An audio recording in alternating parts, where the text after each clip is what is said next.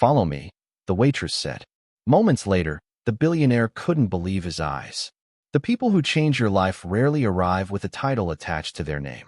On a cold Thursday evening in Boston, Richard Hayes believed he was about to have one of the most ordinary dinners of his year. The 60-story headquarters of Hayes Global stood only a few blocks away, glowing above the city skyline like a monument to everything he had spent 4 decades building. The acquisition meeting had ended successfully. Investors were happy. Reporters were waiting for statements. The numbers looked perfect, yet Richard felt strangely tired. Not physically, something deeper. The kind of exhaustion that success sometimes fails to cure.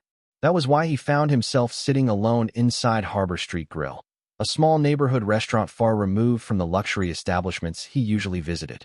The place was simple. Warm lighting, wooden tables, soft music, families finishing dinner. Nothing remarkable. At least that was what Richard thought. Emily Parker approached his table carrying a tray. 29 years old. Blonde hair tied neatly behind her head. White apron. Calm blue eyes. The kind of waitress most people would forget 5 minutes after leaving. Richard barely looked up from his phone. "Coffee?" Emily asked. "Please." She poured it carefully. Richard glanced at the cup and frowned slightly. "This isn't what I ordered." Emily looked down. "I apologize. I will replace it immediately." Her voice remained calm. Professional. Richard nodded. "Thank you." The exchange was not rude. Not openly. Yet there was something in his tone that suggested he expected perfection from everyone around him. Emily returned moments later with a fresh cup. Richard continued reading emails while she moved through the dining room, helping other customers. 15 minutes passed. Then something unusual happened. A little boy rushed through the front door with his mother. The child immediately spotted Emily. His face lit up. He ran toward her. "Miss Emily." Several customers turned. Emily knelt slightly and smiled. "Ethan, good to see you." The boy handed her a folded piece of paper. Emily opened it. A report card. Every grade marked with an A. The child's mother looked emotional. "He wanted you to see it first." Emily congratulated him and gave the paper back. The boy hugged her before returning to his table. Richard watched the interaction for a moment. Curious. Then he returned to his phone. A few minutes later, another customer stopped Emily near the kitchen entrance. Then another. Then another. Different people. Different ages. Yet all seemed unusually happy to see her. Richard noticed it, but dismissed it. Small towns created those kinds of connections. Nothing more. When Emily returned to refill his coffee, Richard finally asked, "You seem to know everyone." Emily smiled. "Not everyone." Richard glanced around the room. "Close enough." Emily laughed softly. "Boston is smaller than people think." Richard looked back down at his phone. "I suppose." There was a brief silence. Then Emily noticed an article open on his screen featuring his latest business acquisition. "Congratulations," she said politely. Richard looked surprised. "You know who I am?" "Most people do." Richard nodded. The answer pleased him more than he expected. Emily adjusted the coffee pot in her hand. Then she said something unexpected. "Can I ask you a question?" Richard raised an eyebrow. "Sure." Emily looked toward the restaurant window for a moment. Then back at him. "When was the last time you saw something truly important?" Richard almost laughed. "I see important things every day." Emily studied him quietly. There was no challenge in her expression. No judgment. Just curiosity. Finally she smiled, set the coffee pot down, and said 4 simple words that would change the entire evening. "Then follow me."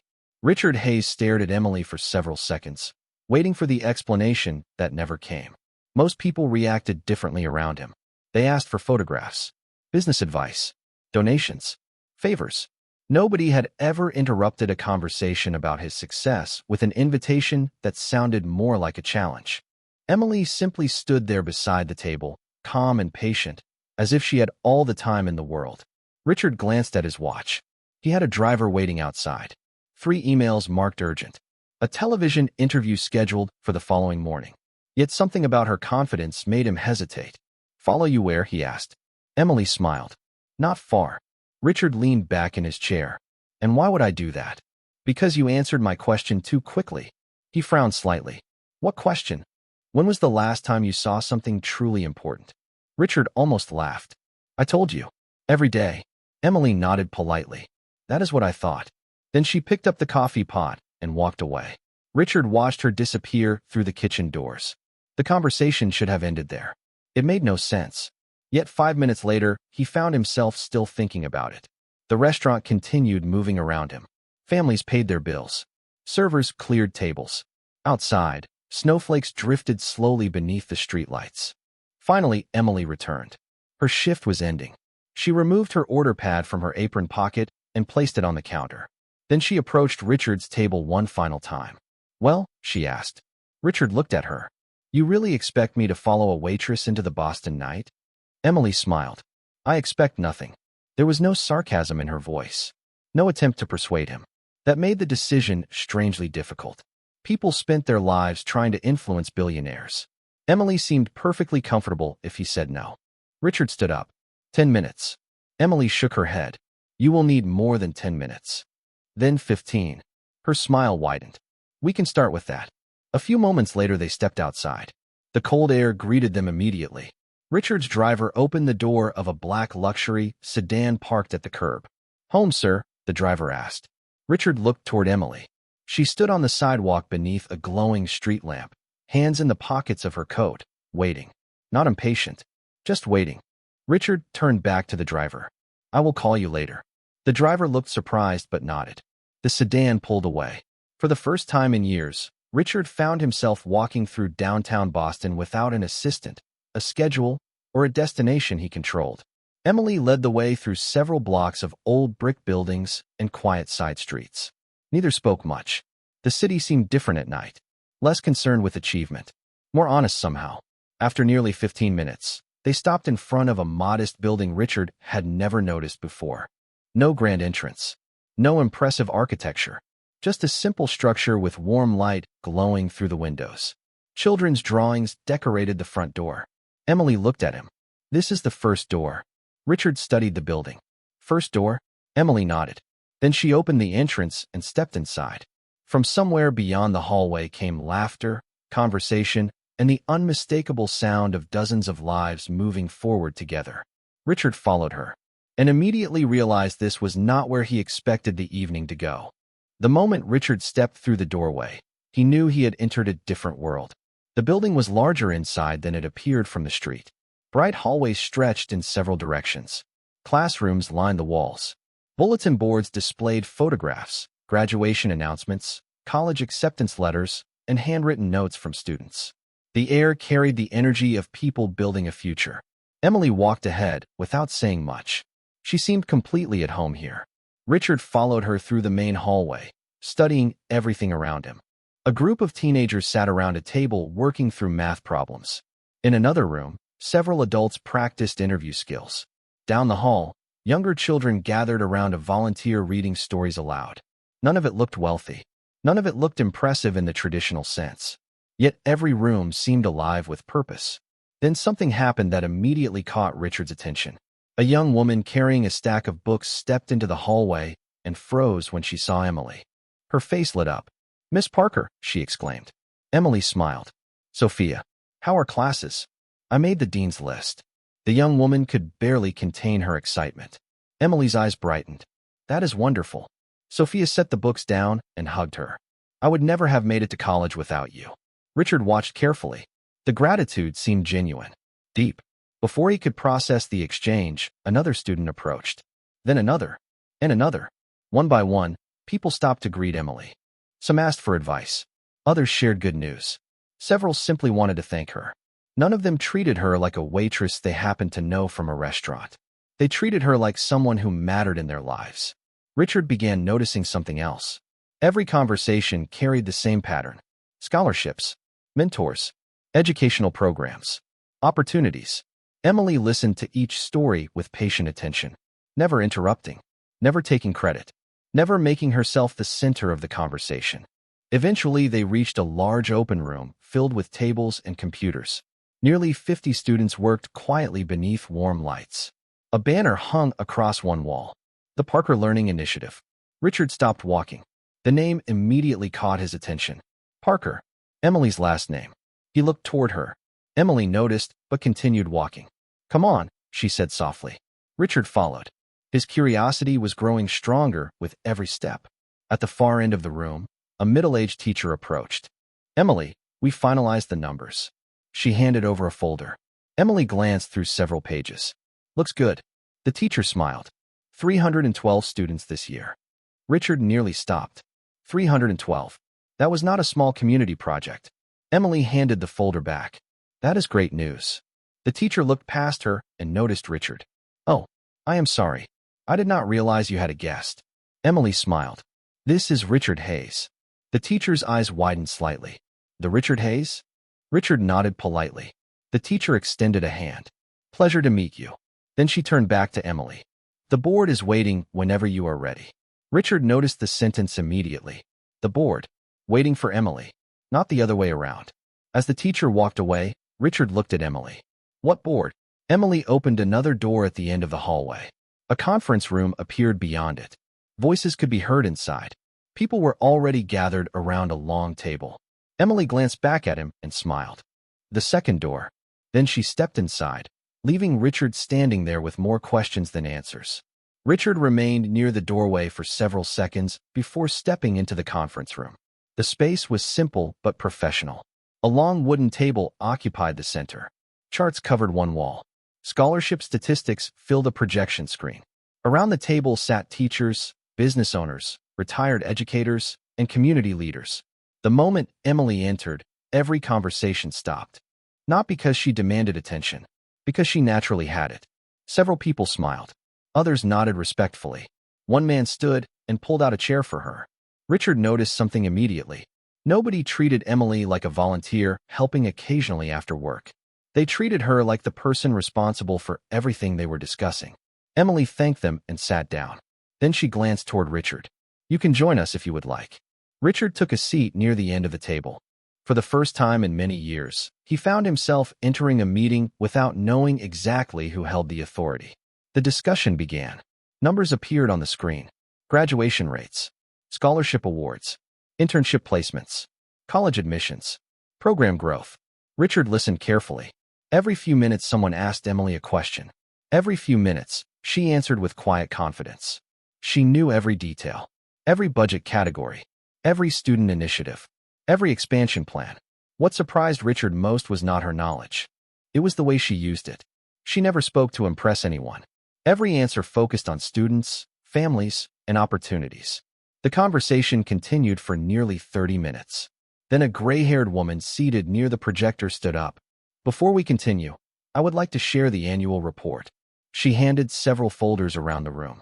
One eventually reached Richard. He opened it. The first page stopped him cold. More than 8,000 students served over the past decade. Hundreds of scholarships. Mentorship networks across multiple states. Partnerships with universities and employers. Richard looked up from the page. Then down again. He reread the numbers. Surely there had to be a mistake. Programs of this scale required executive teams, major donors, and years of strategic leadership. Yet somehow the waitress from Harbor Street Grill was sitting quietly at the center of it all. The woman beside him noticed his expression and smiled. The numbers surprised everyone. Richard looked at her. Emily built this. The woman nodded. Not alone. She would never allow us to say that. But yes, it started with her. Richard stared across the room. Emily was listening to another presentation, taking notes in a small notebook she carried. There was nothing dramatic about her appearance. No expensive suit. No title displayed beside her name. No signs of power. Yet every person in the room clearly trusted her judgment. Then the gray-haired woman continued speaking. Next year we plan to expand into 3 additional cities. The room exchanged excited looks. Someone asked about funding. Another asked about staffing. Finally, a man near the window spoke. We still need approval for the new learning center. Emily considered the issue carefully. Then she nodded. We move forward. The room relaxed immediately. Richard noticed it. Her decision settled the matter. Not because she controlled people, because they believed in her.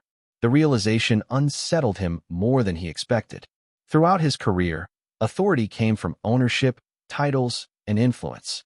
Emily seemed to possess something rarer, earned trust. As the meeting came to an end, several board members approached her with updates and questions. Richard remained seated, silent, observing. Emily eventually walked over. You look surprised. Richard laughed softly. That might be an understatement. Emily smiled. Then she glanced toward another hallway beyond the conference room. We are not finished yet. Richard followed her gaze. Another door waited at the end of the corridor.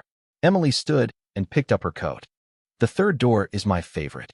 For the first time that evening, Richard found himself genuinely eager to see what came next. Emily led Richard down another hallway that seemed older than the rest of the building. The sounds of students and meetings gradually faded behind them. Ahead, the corridor narrowed and the walls became lined with framed photographs. Hundreds of them. Some were recent. Others looked more than a decade old. Graduations, family celebrations, college campuses, new businesses, military service ceremonies, medical school white coat presentations. Smiling faces filled every frame. Richard slowed his pace. What is this? Emily glanced at the photographs. The third door. They continued walking. Beneath each picture was a small plaque. A name, a year, a short sentence describing where that person was now. Engineer, teacher, nurse, architect, small business owner, research scientist, school principal. Richard stopped at one photograph showing a young man standing beside a newly opened storefront. He owns a company? Emily nodded. He received one of our first scholarships. A few steps later, they passed another photo. A woman wearing a doctor's coat smiled beside her parents. She graduated from medical school last year, Emily said. Richard continued reading. The wall seemed endless. Success story after success story. Life after life redirected toward opportunity. Then a door opened nearby. Several young adults stepped into the hallway. They appeared to be in their 20s. One immediately recognized Emily. Miss Parker. His voice carried genuine warmth. The others turned. Within seconds, all of them were smiling. Emily greeted each by name. Richard noticed she remembered details about every person. One had recently started teaching. Another had completed graduate school. A third had moved back to Boston to mentor students. The conversation felt less like a reunion and more like family. Finally, one of the young women noticed Richard. Are you visiting? She asked. Richard nodded. Something like that. She smiled. Then you should know this place changed everything for me. Several others agreed immediately. One young man laughed. For all of us. Emily looked slightly embarrassed by the attention. You all did the hard work. The group exchanged amused looks. Clearly they had heard that response before. She always says that, one of them said. Every single time. Richard watched carefully. Throughout his career, he had attended award ceremonies, leadership conferences, and charity galas. He had met governors, entrepreneurs, and public figures. Yet the gratitude he saw here felt different. It was personal, unscripted, real. After the group returned to their meeting, Emily continued walking. At the end of the hallway stood a pair of wooden doors. She opened them slowly. Richard stepped inside and immediately froze. The room beyond was enormous. Rows of tables filled the space. Students studied quietly beneath warm lights. Volunteers worked one-on-one with teenagers preparing college applications. Career counselors reviewed resumes.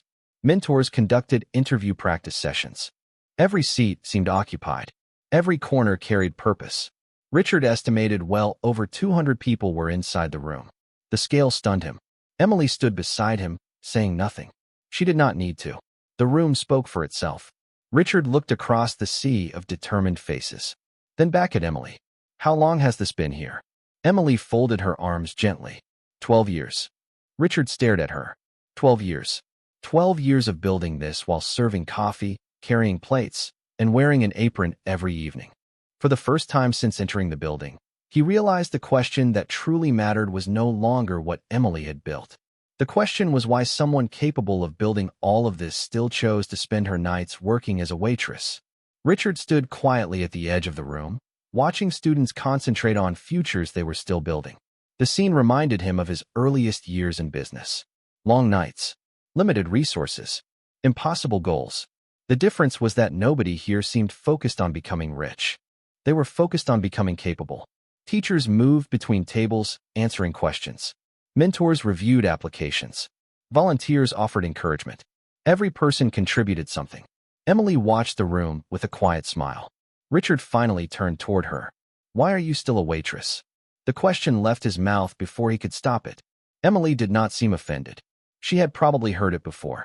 She looked across the room for several seconds before answering. Because I like it. Richard almost laughed. That cannot be the whole reason. Emily smiled. No, it is not. They began walking slowly through the learning center. Students greeted her as they passed. She greeted each by name. Richard continued waiting for an explanation. Eventually, Emily spoke again. 12 years ago, there was no center. Richard listened. No board.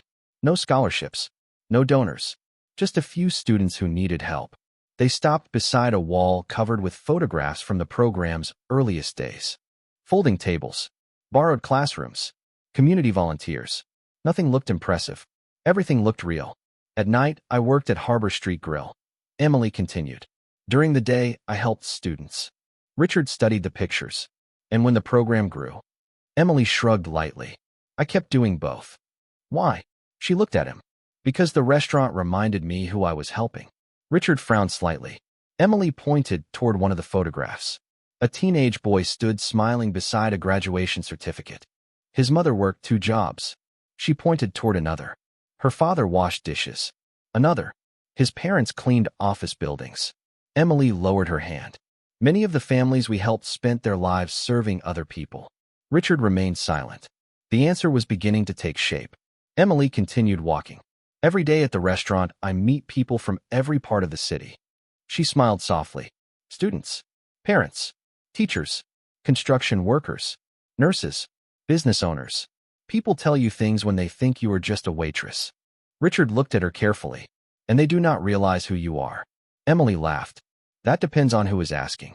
They reached a quieter corner of the building where several framed letters hung on the wall. Richard stepped closer. Handwritten notes. Messages of gratitude. One came from a teacher. Another from a military officer. Another from a young woman who had become a physician. Each letter told a similar story. Opportunity arriving at the right moment. A life-changing direction. A door opening where none existed before. Richard read several in silence. Then he noticed something unusual. Emily's name appeared rarely. The letters focused on lessons, encouragement, and second chances. Not on her. You never wanted recognition, did you? He asked. Emily looked genuinely puzzled by the question. Recognition for what? Richard laughed softly. Most people would have put their name on every building. Emily glanced around the center. The students built these stories. Not me. Richard shook his head. The answer sounded impossible. Yet after everything he had seen, he knew she meant it. For the first time in years, he found himself questioning his own definition of success. He had spent decades building companies that carried his name. Emily had spent 12 years building futures that carried other people's names. And somehow, standing inside that learning center, Richard could not decide which achievement felt larger. They left the wall of letters behind and continued walking through the learning center. The building was quieter now. Many students had gone home. Volunteers stacked materials and switched off lights in empty classrooms. Yet the atmosphere remained warm. Purpose lingered in the hallways long after the work ended. Richard followed Emily toward a staircase leading to the second floor. Along the way, he noticed something unusual. Every room carried the name of a former student. Not donors, not sponsors, not celebrities. Students. The Emma Rodriguez Study Hall. The Marcus Lee Career Center. The Daniel Brooks Technology Lab. Richard stopped beside one of the signs. You named the rooms after them. Emily nodded. Of course. Why not the people who funded everything? Emily smiled gently. Because the goal was never to celebrate the people who gave the opportunity. She looked toward the classrooms. The goal was to celebrate the people who used it. Richard found himself speechless. The answer felt simple, yet it challenged assumptions he had carried for years. They reached the second floor and entered a room overlooking the entire center. Large windows revealed students below gathering backpacks and saying goodnight. The city lights shimmered beyond the glass.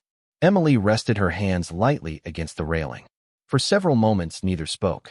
Then Richard finally asked the question that had been growing inside him all evening. Why did you bring me here? Emily looked down at the learning center. Because of what you said in the restaurant. Richard frowned. About seeing important things every day? She nodded. You were not wrong. Richard waited.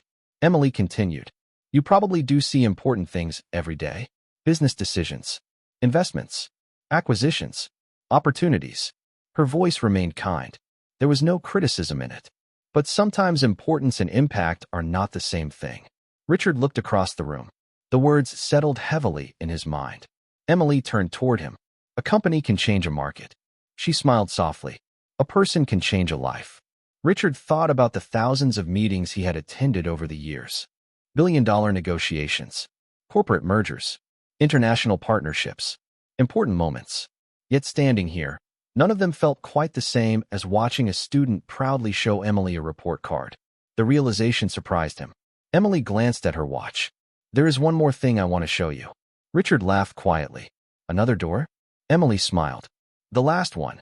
They walked down a narrow hallway and stopped in front of a plain office door. Nothing about it looked special. No sign. No title. Emily opened it and stepped inside. Richard followed. The room was small.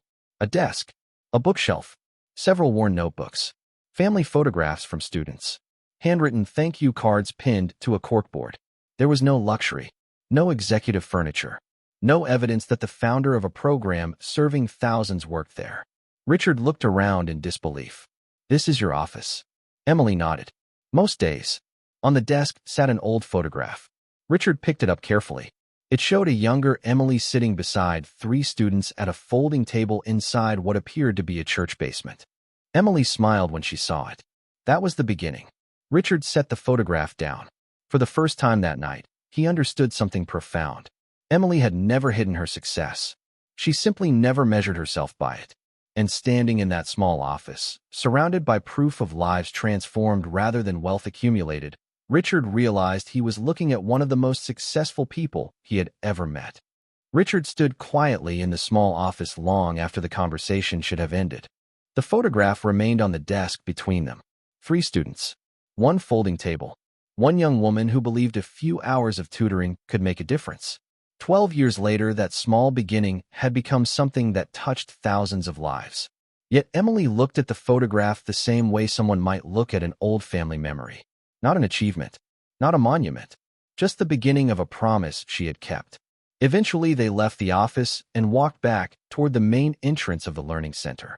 Most of the lights had been turned off. Volunteers locked classrooms. Students said their final goodbyes. The building slowly settled into silence. Richard glanced at his watch. Hours had passed since he left the restaurant. It felt like days. Outside, snow continued drifting gently across the city. Emily opened the front door and stepped onto the sidewalk. Richard followed. For a moment, neither spoke. The learning center glowed warmly behind them. Finally, Richard broke the silence. "You could have told me all of this." Emily smiled. Would it have mattered? Richard thought about the question. If she had introduced herself at the restaurant by listing her accomplishments, he probably would have assumed she was exaggerating. If she had shown him reports and numbers first, he would have evaluated them like business metrics. Instead, she had allowed him to see the people before the statistics, the impact before the explanation. "No," he admitted. "Probably not." Emily nodded. "That is why I brought you here." Richard laughed softly. "You planned this." "Not exactly." She looked up at the falling snow. "But I have learned something over the years." Richard waited. "People rarely change their minds because you argue with them." She glanced toward the building behind them.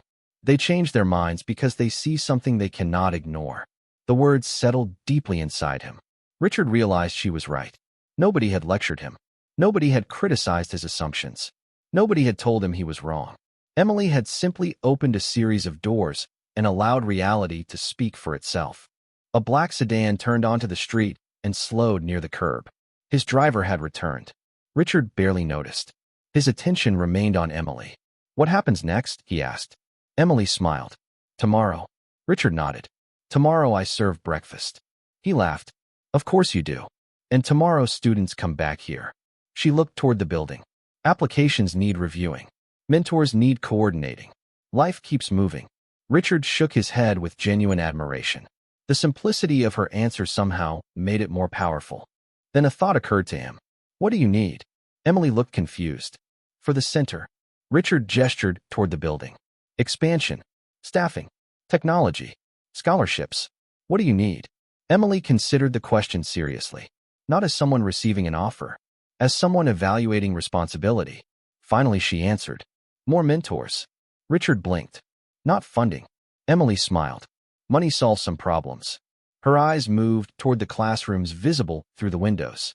"People solve the important ones." For a long moment, Richard said nothing. Then he looked back at the learning center, at the photographs inside, at the students who would return tomorrow, At the future Emily had spent 12 years quietly building while wearing an apron every evening. And in that moment, he understood that the most valuable thing in the world was not influence, wealth, or recognition. It was the ability to help another person become more than they believed possible. Richard looked at Emily for a long moment as snow settled softly on the sidewalk around them. The city seemed quieter now, not because Boston had changed, because he had. The black sedan waited at the curb with its headlights glowing against the winter night. Yet for the first time in many years, Richard felt no urgency to leave. He turned toward the learning center one last time. Through the windows, he could still see volunteers finishing small tasks before heading home. Nothing about the building appeared extraordinary from the outside. No massive signs. No luxury architecture. No public recognition. Just a place where people showed up every day and helped others move forward. Richard smiled. You know something? Emily tilted her head slightly. What? He laughed softly. I thought I was the successful one when I walked into that restaurant tonight. Emily smiled, but said nothing. Richard continued. Now I am not so sure. Emily looked toward the building. Success is a big word. Maybe too big. Richard nodded slowly. For years he had measured life through growth charts, earnings reports, and market value. Tonight he had seen a different kind of value. One that could not be tracked on a spreadsheet. One that appeared in the confidence of a student receiving a scholarship. In the gratitude of a family finding opportunity. In the future of someone who finally believed in themselves. His phone vibrated. An executive assistant asking about tomorrow's schedule. Richard looked at the message, then slipped the phone back into his pocket. It suddenly seemed less important than it had an hour earlier. Emily noticed and laughed. That must be unusual. Richard smiled. More than you know. For a moment, they stood in comfortable silence. Then Richard asked, Would you let me help? Emily looked genuinely surprised. Help with what? Richard gestured toward the learning center. This. She studied him carefully, not evaluating his wealth, evaluating his sincerity. Finally, she smiled. Only if you understand something first. Richard waited. Money is useful. Her eyes moved toward the building. But people matter more. Richard nodded. I think I finally understand that. Emily extended her hand. Richard shook it. The gesture felt simple, yet somehow more meaningful than many agreements he had signed throughout his career. No contracts. No lawyers. No cameras. Just mutual respect. The snow continued falling around them. Richard stepped toward the waiting car, then paused and looked back. Emily was already walking toward the entrance of the learning center. Tomorrow she would return to the restaurant. Tomorrow she would wear the same apron, serve the same customers, refill the same coffee cups. Most people would never know what she had built. Most would never ask. And Emily seemed perfectly comfortable with that. Richard watched her disappear inside the building. Then he smiled to himself. Earlier that evening he had assumed he was meeting a waitress. Instead, he had met a leader, a builder, a teacher, and a quiet force for good hidden in plain sight. As the car pulled away from the curb, the learning center slowly disappeared behind the falling snow. Yet the lesson remained. The world often celebrates the people who stand on stages. But sometimes the most extraordinary people are the ones standing beside ordinary tables, wearing ordinary uniforms, changing lives without ever needing applause. And the truth Richard would carry with him long after that night was simple. The people who create the greatest impact rarely feel the need to prove their importance. They simply keep opening doors for others,